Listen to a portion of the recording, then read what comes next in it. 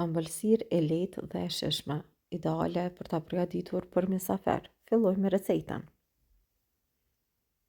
Në një enë hedhim 6 vezë të plota, 1 gotë e gjysmë me sheqer. Gota që po përdorim është 200 ml. 1 gotë e gjysmë me sheqer. Vazhdojmë shtojmë 1 pako sheqer vanilje. Vezët, sheqerin vazhdojmë t'i rrohim, si zakonisht, derisa të formohet shkumë e bardhë për 4 deri në 5 minuta.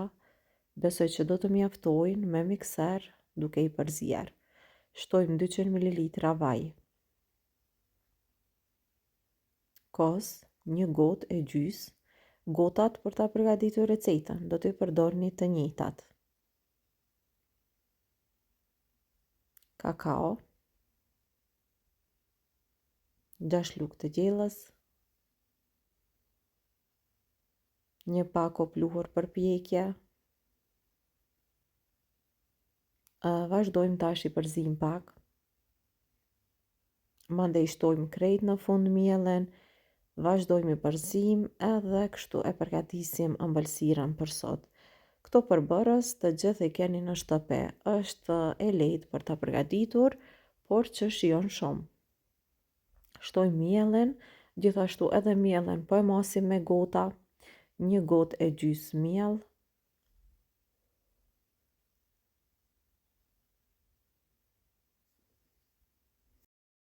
Ara shtojmë 1 gotë deri në 1 gotë e gjysmë. Dhe tash po vazhdojmë edhe të gjithë përbërësit po i përzim, kështu për 2 minuta me mikser në shpejtësinë e ulët. Mandej vazhdojmë edhe ëmbëlsirën e pjekim në furrë të paranxehur në temperaturë 170 gradë.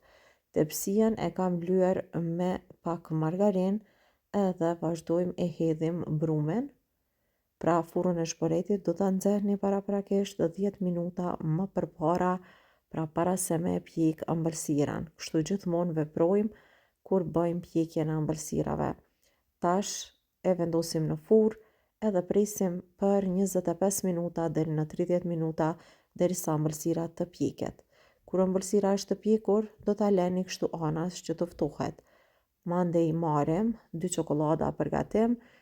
Shtojmë 400 ml hoplla për gatim, pra për përgatitjen e ëmbëlsirave, edhe 2 çokolada nga 80 gram ose 160 gram çokoladë gatimi. Mandej vazhdojmë edhe në mikro, do t'i la për 2 minuta që të shkrihet çokolada, të përzihet më mirë, pra edhe çokolada të shkrihet më kollaj.